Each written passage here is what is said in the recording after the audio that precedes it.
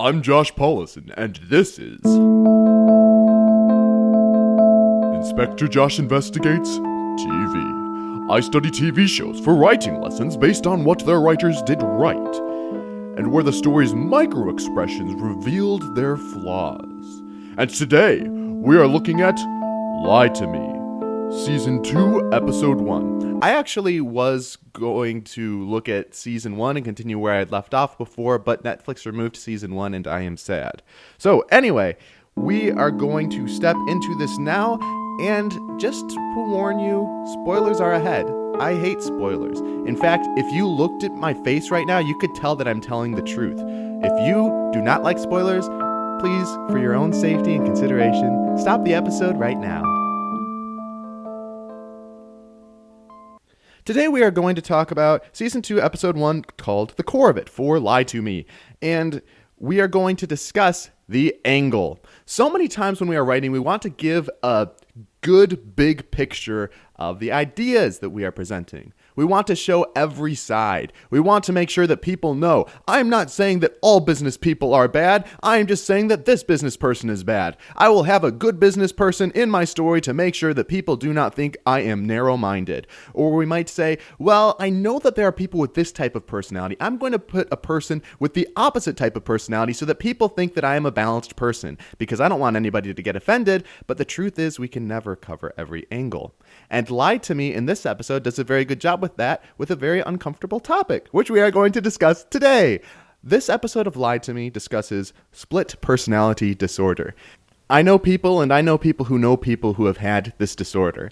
And this TV episode actually did a very good job of addressing ways that it can come out. However, split personality disorder is a very complicated thing, and there are a lot of different ways it can come out. For example, in this series, in this episode, the person with split personality disorder was sort of not in control of it, and they didn't really have an awareness of when the switches would happen that effectively. However, there are people who can have this disorder who can control the different personalities, can choose when to switch, and have a lot more control over it. Also, depending on who you talk to, I would be one person who would say this, it can actually be very spiritual. If you believe in spiritual things, there are cases to where people can rebuke these personalities and they can literally leave. There are a lot of different angles to this, and you would get a lot of different perspectives from different people. Sometimes the multiple personalities can have the same name as the person who is the core personality. But they did a very good job at showing an angle and focusing on the story.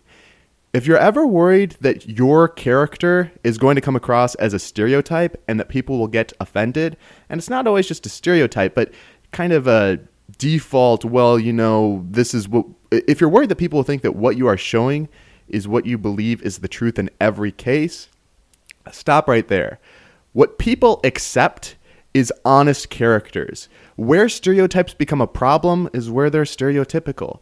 If the character is real, if the character is natural, if the character is a character, well written, there's not going to likely be offense. Now, I do want to say that everybody's emotions are their own personal response. You'll find people offended at everything. You'll find people triggered by everything. And that may mean that they need to work on something. Maybe you need to work on something, but maybe they do. But if you focus on creating honest, good characters, focus on that.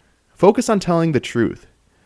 It can become so easy to worry about giving every angle, but you never can because there are too many angles. And I really like that in this episode, they didn't worry about giving all of the ways that split personality disorder could come about, all of the different angles of how it can manifest, but they just focused on this one way.